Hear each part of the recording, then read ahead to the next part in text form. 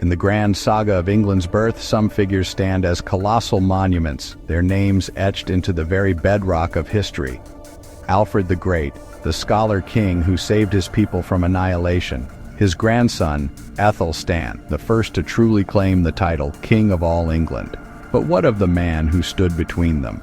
The king whose reign was a brilliant, violent flash in the tumultuous dark of the 10th century. This is the story of Edmund, a king often lost in the shadows of his own dynasty. His rule lasted a mere 6 years, a brief but pivotal period from 939 to 946 AD. Yet in that short time, he was a warrior who reclaimed a fractured kingdom, a reformer who laid down laws that echoed for centuries, and an architect of a unity that was anything but certain. As the son of Edward the Elder and a grandson of the legendary Alfred, Edmund inherited a legacy of greatness, but also a kingdom teetering on a knife's edge, constantly threatened by Viking warlords, internal rivalries, and the immense challenge of forging a single English identity from a patchwork of disparate peoples. His reign, though tragically cut short, was a crucible of military fury, shrewd diplomacy, and foundational governance. To truly grasp the weight on Edmund's shoulders, we must first journey back into the blood-soaked soil of 10th century England. This was not a single, unified nation as we know it today. It was a volatile mosaic of kingdoms, cultures, and allegiances, forged in the fires of the Viking Age. For over a century, Scandinavian raiders and settlers had torn at the fabric of Anglo-Saxon life. The great kingdoms of Northumbria, East Anglia, and half of Mercia had fallen, coalescing into a territory known as the Danelaw, a land where Norse law, language, and gods held sway. The fight back began with Edmund's grandfather, Alfred the Great. Pushed to the brink of defeat in the swamps of Somerset, Alfred rallied the armies of Wessex, the last free English kingdom. His victory at the Battle of Edington in 878 was more than just a military triumph. It was a cultural turning point. Alfred secured a treaty that formally established the boundaries of the Danelaw, but more importantly, he began the slow, arduous process of building a new English identity. He fortified his kingdom with a network of defensive towns called burhs, reformed the army, and crucially, championed literacy and the translation of Latin texts into Old English. He wasn't just defending a kingdom. He was defending the very idea of a Christian English civilization. His son, Edward the Elder, continued this relentless project of reconquest. Allied with his formidable sister, Ethelfled, the Lady of the Mercians, Edward pushed the frontiers of Anglo-Saxon control northward and eastward. They didn't just fight battles, they waged a strategic campaign of consolidation, building their own burhs on captured land, slowly strangling the Danelaw and reclaiming ancient territories.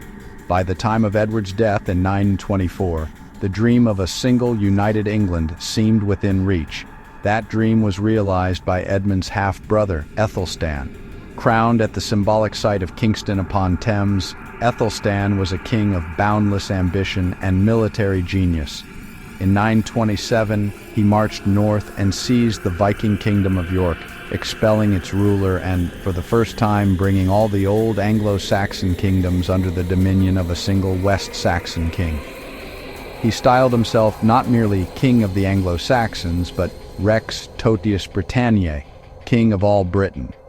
It was a bold, almost audacious claim backed by the submission of the kings of Scotland and Wales. But this newfound unity was fragile.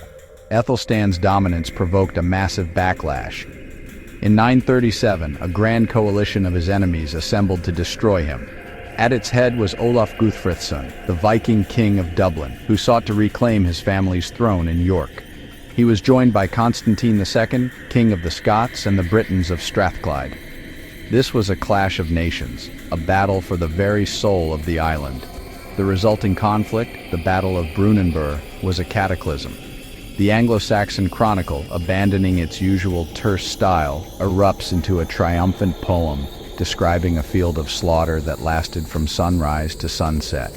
It speaks of 5 young kings and 7 of Olaf's earls lying dead, of the dark-coated raven and the gray-coated eagle feasting on corpses. Athelstan and his teenage brother Edmund led the West Saxon and Mercian forces to a crushing, decisive victory. The Great Alliance was shattered. Athelstan's authority was sealed in blood, and the unity of England was preserved. For the young Edmund, who fought and survived that brutal day, it was a formative lesson in the savage price of kingship. He had witnessed the pinnacle of his brother's power, but he had also seen how quickly and violently that power could be challenged. It was into this world, a world of epic battles, simmering resentments, and the ever-present threat of Viking resurgence, that Edmund was thrust when Athelstan died just 2 years later, in 939. The hero of Brunanburh was gone, and the enemies he had defeated were stirring once more. To understand the challenges that defined King Edmund I, we must first appreciate the world he was born into. The early 10th century was an age of titans. His father, Edward the Elder, and his illustrious half-brother, Athelstan, had forged a new reality in Britain. Through relentless campaigning and shrewd diplomacy, they had hammered the disparate Anglo-Saxon kingdoms and the Viking-held territories of the Danelaw into a single unified realm: England. Athelstan, victor of the legendary Battle of Brunanburh, styled himself not just King of the English, but King of all Britain. His court was a glittering center of European power, a cosmopolitan hub attracting scholars and dignitaries from across the continent. Born around the year 921, Edmund was the son of Edward the Elder and his third wife, the formidable Edgifu of Kent. As a younger son of a large royal family, his path to the throne was far from certain. He grew up in the shadow of Athelstan, witnessing firsthand the immense pressures and grandeur of kingship. His education would have been steeped in the traditions of the House of Wessex. He would have studied the law codes of his ancestors, including the great Alfred, and learned the brutal arts of war from veteran Thanes who had fought alongside his father and brother. His mother, Edgifu, was a powerful landowner and a shrewd political operator in her own right. She remained a central figure at court, ensuring her son was prepared for the responsibilities that might one day fall to him. Edmund was not just a prince, he was an apprentice to power, observing the intricate dance of politics, piety, and military might that held the new kingdom together. But the towering achievements of one generation often become the crushing burdens of the next. In October of 939, the great King Athelstan died. His reign had been so dominant, his authority so absolute, that his death sent a shockwave of instability across the island. The bonds of unity he had forged were, it turned out, dangerously dependent on his own personal strength. In the Viking kingdoms of Dublin and Northumbria, ambitious rulers saw not a moment for mourning, but a golden opportunity. Chief among them was Olaf Guthfrithson, the Norse Gael king of Dublin, a man who had tasted bitter defeat at Athelstan's hands at Brunanburh just 2 years earlier. For Olaf, this was a chance for revenge and reclamation. The fragile English hegemony in the north was about to be tested by fire. Into this maelstrom stepped Edmund. At just 18 years old, he ascended to a throne that was suddenly precarious. The kingdom he inherited was a magnificent prize, but it was also a fractured and resentful one. The Northumbrians, ever resistant to southern rule, were quick to welcome Olaf as their king, shattering the unity Athelstan had fought so hard to establish. Edmund was now faced with an immediate existential threat to the very concept of England. On November 29, 939, Edmund was formally consecrated king at Kingston-upon-Thames, the traditional coronation site for the kings of Wessex. The ceremony was a vital piece of political theater designed to project stability and divine approval. As the Archbishop of Canterbury anointed him with holy oil and placed the crown upon his head, Edmund was symbolically bound to his people and to God. He swore the traditional oath to uphold the law, protect the church, and deliver justice for all. But oaths and ceremonies could not by themselves hold a kingdom together. His youth and relative inexperience were significant disadvantages. He had not yet had the chance to build the personal loyalties or military reputation that had defined his predecessor. However, he was not alone. He carried the immense prestige of his lineage, a direct descendant of Alfred the Great. He was also supported by a core of powerful nobles and church leaders, including his mother Edgifu, who understood that their own fortunes were tied to the survival of the House of Wessex. They saw in Edmund not a boy, but the rightful heir, the embodiment of a dynasty that had created England. Their counsel and support would be critical, for the new king had no time for a gentle introduction to his reign. The crisis in the north was escalating, and war was already upon him.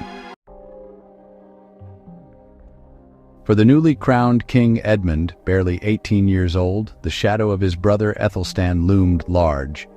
He had inherited a kingdom forged in the fires of battle and held together by the sheer force of his predecessor's will. But the ink on the coronation charters was barely dry when that inheritance was thrown into immediate and mortal peril. The crisis came not from within, but from across the Irish Sea, embodied by a formidable and ambitious rival, Olaf Guthfrithson, the Norse Gaelic king of Dublin. Olaf was a seasoned warrior, a veteran of the Battle of Brunanburh, where he had fought and lost against Aethelstan. But defeat had not broken his spirit. It had only sharpened his desire for revenge and reclamation. Seeing the untested young Edmund on the throne, Olaf sensed an opportunity.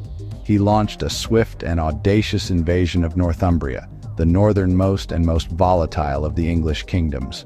His target was the ancient Roman city of York, the strategic and symbolic heart of the north. The Northumbrians, many of whom were of Scandinavian descent and harbored mixed loyalties, offered little resistance.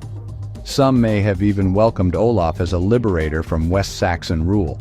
York fell, and with it, the carefully constructed northern defenses of the English kingdom crumbled. This was more than just a territorial loss, it was a profound psychological blow. Aethelstan had spent years pacifying the north, using a masterful blend of military might and shrewd diplomacy to bring its unruly lords to heel. Now, in a matter of months, his life's work was beginning to unravel. Olaf's ambition didn't stop at York. He pushed south, deep into the Midlands, laying siege to Northampton and sacking the important Mercian town of Tamworth. The very concept of a unified England so recently celebrated was now teetering on the brink of collapse. The kingdom faced the real prospect of being fractured once again, split between the Anglo-Saxon south and a resurgent Viking north. For the young king, this was his first great test. Edmund marched his army north to confront the threat, but the situation was dire. His forces were stretched, and Olaf's position was strong. A decisive battle could risk everything. Instead of gambling his entire kingdom on a single engagement, Edmund chose a different path, the path of pragmatism. He met with Olaf not to fight with swords but with words. At Leicester, with the archbishops of Canterbury and York acting as intermediaries, a treaty was brokered. The terms were humbling for the new king. Edmund agreed to cede all territory north of Watling Street, the ancient Roman road that had long served as a symbolic dividing line, to Olaf. This effectively surrendered control of the East Midlands and the entirety of Northumbria.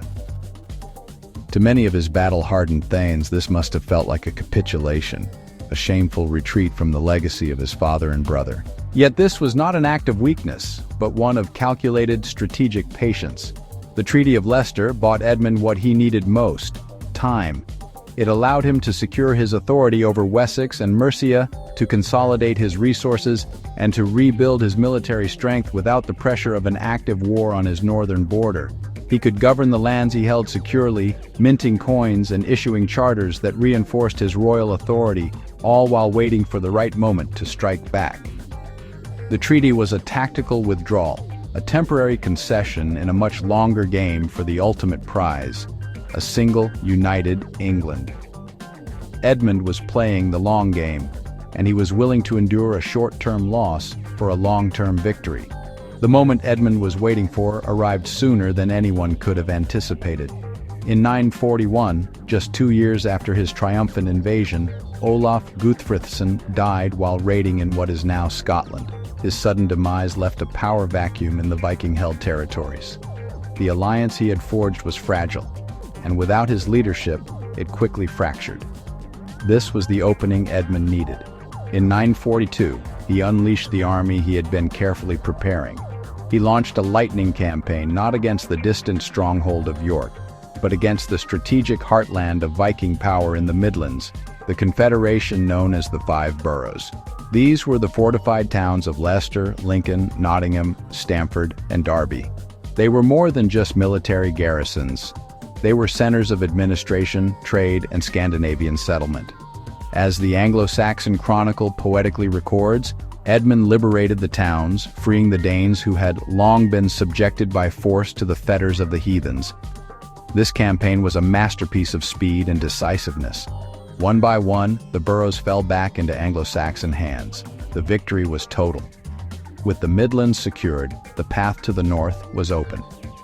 By 944, Edmund had pushed into Northumbria itself. He drove out the rival Viking kings who had squabbled for power after Olaf's death. Olaf Sitriksson, his predecessor's cousin, and Ragnall Guthfrithson, his brother.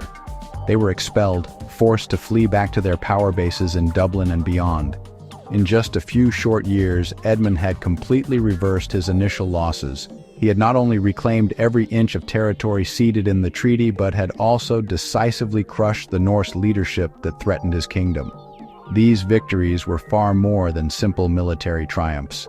They were a powerful statement, reinforcing the idea of a single English identity and the indivisible authority of the West Saxon crown. The boy king who had been forced to negotiate for half a kingdom had now, through patience and force, become the undisputed master of it all. Edmund's reign was notable for its emphasis on law and governance.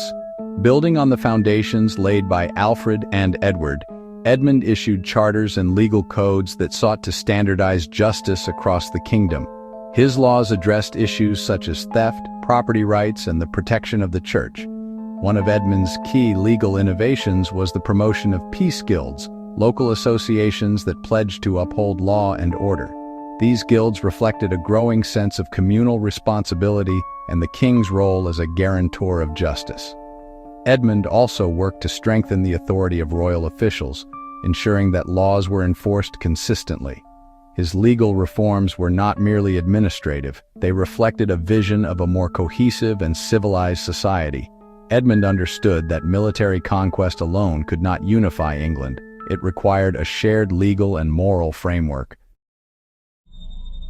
Religion played a central role in Edmund's reign. He was a devout Christian who supported the church both materially and politically.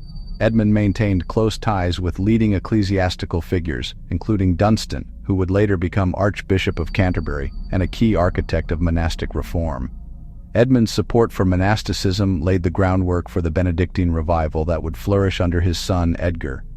He granted lands to monasteries, protected church property, and promoted clerical education. His reign saw the rebuilding of religious institutions damaged during Viking invasions. The king's religious policies were not merely pious gestures, they were strategic. By aligning with the church, Edmund reinforced his legitimacy and cultivated a network of loyal supporters.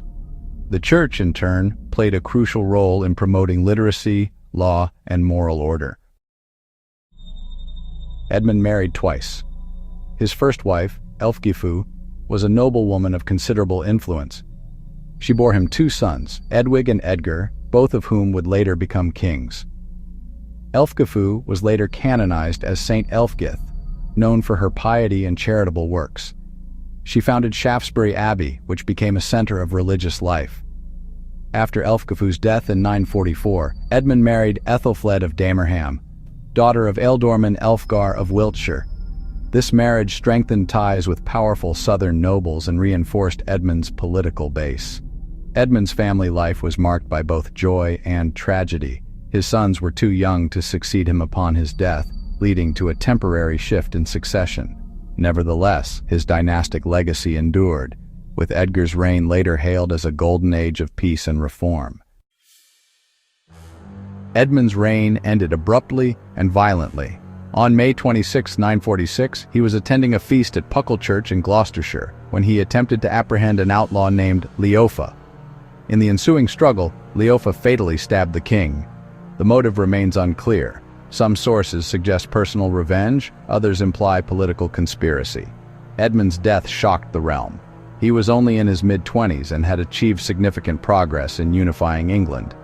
His brother Edred succeeded him, continuing many of his policies and further consolidating the kingdom. The assassination underscored the fragility of royal authority and the dangers faced by medieval monarchs. It also highlighted the need for stronger institutions to protect the crown and enforce justice. Though Edmund's reign lasted only 7 years, his impact was profound. He reclaimed lost territories, reinforced royal authority, and laid the foundations for legal and religious reform. His support for monasticism and law helped shape the cultural and political landscape of England. Edmund's sons, Edwig and Edgar, inherited a more stable and unified kingdom. Edgar, in particular, built upon his father's legacy, promoting monastic reform and centralizing royal power. Edmund's influence can be seen in the administrative and ecclesiastical structures that emerged in the late 10th century. Historians view Edmund as a transitional figure, less celebrated than Alfred or Ethelstan, but crucial in maintaining continuity and progress. His reign bridged the gap between the warrior kings of the early Anglo-Saxon period and the more centralized monarchy that characterized later medieval England. Edmund's memory was preserved in chronicles such as the Anglo-Saxon Chronicle and the writings of later historians. He was remembered as a brave and just king, committed to the welfare of his people. His association with religious reform and legal innovation earned him respect among ecclesiastical writers. In modern times, Edmund remains a relatively obscure figure, overshadowed by more famous monarchs. However, scholars continue to explore his contributions, recognizing his role in shaping the English state. His life and reign offer valuable insights into the challenges of kingship, the dynamics of power, and the evolution of governance. King Edmund I of England ruled during a critical juncture in Anglo-Saxon history. His reign was marked by military recovery, legal reform, religious patronage, and dynastic consolidation. Though his life was cut short by assassination, his legacy endured through his sons and the institutions he helped strengthen. Edmund's story is one of resilience, vision, and leadership. He navigated the complexities of a divided kingdom, confronted external threats, and worked to build a more just and unified society. In doing so, he earned a place among the architects of medieval England, a king whose brief reign left a lasting imprint on the nation's history. Thanks for making it to the end. I hope you enjoyed the video. How about hitting the like and subscribe button to be notified when we upload more videos on historical figures? And as always, thanks for watching.